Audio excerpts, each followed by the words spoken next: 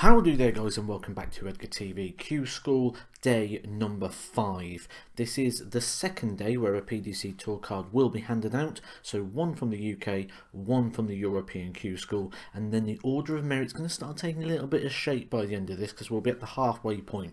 A 4-day event, and then at the end of that the rankings will be decided. The top 9 from the UK, the top 10 from the European, so 19 order of merit places along with the 8 automatic winners, which are your winners of the day. Yesterday won by Aaron Monk and Jeffrey Sparadens. First thing we'll do, we'll have a scan over the first round to see the big stories. One of them, Stephen Burton, a 97.27 average, a 6-4 victory in his game over Bevan. Bevan's been playing some good stuff, a good game here for him as well, a 94.66. He was the unlucky loser of the first round, running into one of the best performances there in Stephen Burton. Another good performer in this round was Big John Henderson, who recently won the World Cup of Darts with Peter Wright about a year or so ago now, but a non-ranked event. He got a hero's welcome, but he did lose his tour card. 100.06 in a 6-1 victory for him over Adam Smith-Neal, the former World Masters champion. Graham Hall, a great 2022, which was capped off with a good run at the UK Open. Beat Steve Beaton there as well. 95.66 victory over Liam Meek, 6-1. Andy Bolton, a player who lost his tour card at the back end of last year, looking to regain it at the very first opportunity. He was the performer of the round, 101.47 average in a 6-1 victory over Chris Wickenden. Fallon Sherrick, though, she was the disappointment of the day in terms of the people that had a good day yesterday. She goes out 6-1 to Daryl Pilgrim. Daryl Pilgrim beating her is a very, very tough draw for Fallon in terms of the opportunity. Pilgrim yesterday had 106 average at this point of the session, but Fallon not on it today, an 80.86 and no points to add to the quarter-final that she reached just 24 hours ago. And this is your last 64, which we'll have a little look through and see what we can find in terms of some stories. The winners of this round will get themselves points, such as Graham Usher, one of my big predictions. And actually, if you was watching the Super Series this morning, Chris Murphy asked me for 2 names. He asked for one from the UK, one from Europe. He says, Matt, who's going to get through today? I said Graham Usher and Corey Cadby. You can go and have a look at that, see where that one pans out. Dylan Slevin, someone we picked up on the first day, doing very well. Josh Payne wanting to get back his tour card. It's been all he's been after for the last year or so. No points for him on day 2. Andy Bolton, despite being the star performer of the first round, goes out in the second round. No points for him. Cam Crabtree, a young man doing good bits at the minute, goes out to Dennant. Matty Dennant really is an improver at the minute, playing some good stuff, and he goes through to the points.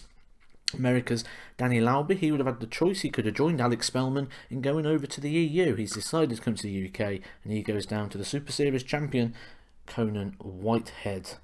Colin Osborne, we mentioned about the improvement of Colin Osborne in recent times, and him getting back to his best. He goes out 6-5 to another guy looking to regain that card at the first time of asking. Lost it just last year in Pete Hudson. Adam Hunt, another guy looking to get it back at the first time of asking, and this last year would have been a Pro Tour clash. Eddie Lovely versus Keegan Brown. Didn't quite hit the heights, but Keegan Brown taking the victory there, 6-3. This is what's surprising me the most at the minute, Mark McGeaney. When you look at like the level of performance he was putting in towards the end of his card, he's found a way of turning that around. He's playing some good stuff, a 95 average and a 6-1 victory over Adam Lipscomb.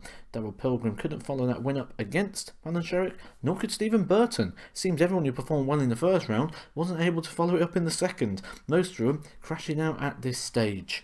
Adam Warner, 6-0 victory over former tour card holder there, Ryan Murray. Big win for him. I mentioned yesterday, and I had a couple of people message about this, saying Adam Warner's played more than 12 months. When we talk about it, I don't just mean throwing darts in your university or throwing darts down your local. When we say playing darts, we mean playing darts properly, going out on the tours, playing the events, because it's a completely different world and a different environment. Adam Warner has only been in that environment for 12 months. Yes, he played darts in university beforehand. We don't count that. That's not like competitive and rankings and playing against international players. 12 months he's been on that scene, playing on things such as the ADC. He won a Super Series week just before Christmas, a 6-0 win. Points on the board for him and everyone else who is down this left-hand side. Do stick around to the end of this video. I'll update you on all the ranking updates. who's in at the moment, who's provisionally going, who needs to do what, an estimation on the amount of points that you're going to need, I'll put on the end as well. And please, if you haven't done so already, go down and subscribe. Just check it as well. A lot of people watch these videos and don't even realise they're not subscribed to the channel. It will help me out quite a bit, and I do have a goal one day of making 100,000 subscribers, because you get a YouTube play button. I'd love that. You guys can help me by hitting that subscribe button. Ryan Harrington, son of Rod Harrington. It won't be any disrespect to say that at one point he was considered one of the players you'd like to draw on the tour. He did have a good run at the Grand Slam. He's played in the UK Open a couple of times, but he's not really hit the heights and the consistency that I'm seeing in terms of the numbers that he's producing at the moment at Q School. He's looking very good, and he did very well in this round against Sean McDonald with a 97.01 average and a 6-4 victory. The standout performer though of the round was Lee Evans, and I don't mean the comedian Lee Evans, I mean this Lee Evans on your screen right now, who has taken part in a couple of UK Open events. He's recently signed a contract with MDA Promotions, who manage people such as Daryl Gurney. Lee Evans, standout performer, beat Graham Hall, someone we've kept our eye on in this event. 104.45 average for Lee Evans. And here's your full classified of that round. All the runners and riders and people that are out. Keegan Brown, one of my top 5 predictions of a player to get through, as was Graham Usher. Both of those guys going through, they pick up more points on the boards. 2 points for the players down the left hand side, and that is going to start coming into play very soon, because the points table could be the deciding factor for some of these players. Only one player gets a card. 9 players from the UK will be taking a card off of this order of merit system. Biggest casualty of that round would have to be World Cup winner John Henderson, who's just recently lost his card. On terms of performance, we'd have to say Dylan Slevin is a big casualty of that. He's been very, very good at Q School, has been a big eye catcher. And Graham Hall, someone we've kept our eye on, he went down to that incredible performance of Lee Evans. When it got to this stage yesterday, more so the quarterfinals, we did see a bit of a decline in the averages, and we didn't see any of those big averages. Now, a lot of that will come down to the nerves. It's not bad averages being around the 90 in the high 80s. That's still good darts.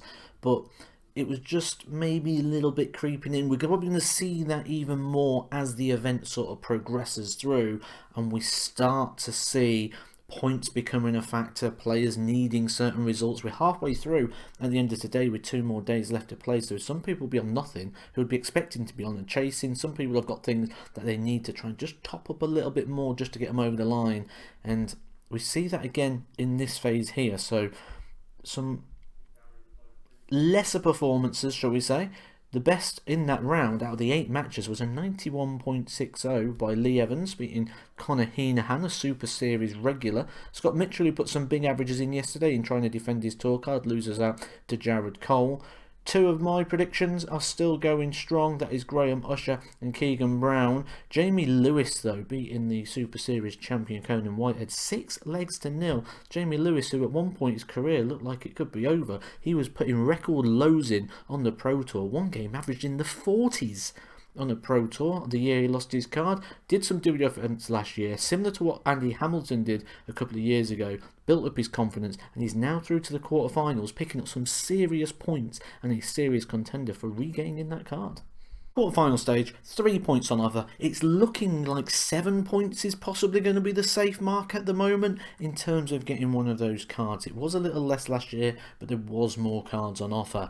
Adam Warner, the winner of Week 8 in the Modus Super Series, continues his rapid climb up the darting ranks, and he is looking very good at the moment. In order to get a tour card, he's picking up more points today, and when we look at the performance, again, solid enough. A 90 average in beating Ryan Harrington, the son of Rod Harrington. He'll be happy with 3 points today, as will Adam Hunt. Keegan Brown, one of the players that I predicted. In fact, there's 2 players there that I predicted. Keegan Brown and Graham Usher, both still going well. Usher with a 6-3 win over Jared Cole. Jamie Lewis's run ends, but again, more points on the board for him. And Lee Evans through to the semi-finals. The semi-finals where Graham Usher took down Lee Evans, and Adam Warner got into a tricky game, a very nervy affair there with Keegan Brown, but there are massive points on the line, and normally if you reach a final you get a card, so Graham Usher and Adam Warner looking in great positions to do that.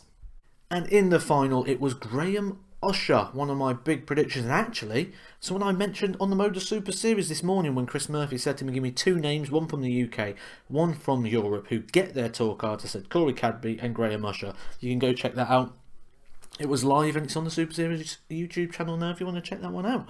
But Graham Usher, last leg, 216, hits a 180, leaves 36 when Adam Warner was on a finish. So well done to Graham Usher. He goes directly through to the PDC Tour. So if he doesn't get this year, he never will. He's got it. Let's have a look at the table. So Adam Warner, currently top of the table, 5 points plus 18. I think he needs 2 more points from here to get over the line and get that position. Ryan Harrington doing very well. He's up to 5 points as well. Obviously Dom Taylor on the same after what he's done there. No real surprises here in terms of those top positions. I'd say the first surprise for me would be Mark McGuinness on the basis of what we saw from him when he lost his card. But he's not far away. It's only one leg that is currently separating him from Christian Perez. The players you can see in your green are the players that at the moment have got their tour cards. If it was to end now, it doesn't. There's 2 more days of play to go, so a lot more can happen before then. We'll have a little look down and just see how certain players are getting on. So also on 3 points we've got Fallon Sherritt, Jamie Lewis, fair play to him, big turnaround for him. Lee Budgeon having a great campaign so far, 3 points plus 8. He's right in the running and he's up there in the mix. A couple of players here you might not recognise as well appear in the mix, such as Luke Smith, Jack Vincent, who's just recently played as well down at the Super Series. Owen Bates, the master. I can see a lot of you in the comment section showing a lot of love for Owen Bates. And then we go down to our 1-pointers. These guys are going to need quite a bit more, and surprisingly when you look down here at your 0-pointers, you'll see people like your ex-tour card holder here in David Evans, who just recently lost his tour card. Cam Crabtree is putting in some good performances, not getting the wins in the right places. Josh Payne sat on 0, a 2-time Pro Tour winner. Josh Payne sat on 0. Lou Bevan played very, very well in that first phase. He's playing well in this. He was the unlucky loser of the first round. He sat on no points. The American, Danny Laube, no points. And really at this bit, these leg differences don't make too much of a difference, because if they go on a bit of a run, they'll eradicate that straight away. There's another one for you. William Borland. He had that World Championship debut, didn't he, a couple of years ago. He had the 9-darter in the last leg when he was taking on Bradley Brooks, and he won it on a 9. Last year didn't really win many games, and then this year struggling as well at Q School. Doesn't look like he's going to be regaining that card, but it's Aaron Monk and Graham Usher directly through. You've seen the ranking list and the updates on that. We'll also have a look at what's going on in the European Q School, so go check that video out as well. Please do hit a thumbs up on this. Subscribe if you've not done so already to Edgar TV. Tomorrow is going to be getting very interesting. 75% of it's done. It goes to the last day when I'm going to be live on Sunday, and I'll sit here and watch it all with you, all unfold, all unravel, and we'll see who will take those tour cards for the 2023 season. But for today, well done Graham Usher. Catch you soon for some more Edgar TV. Edgar TV.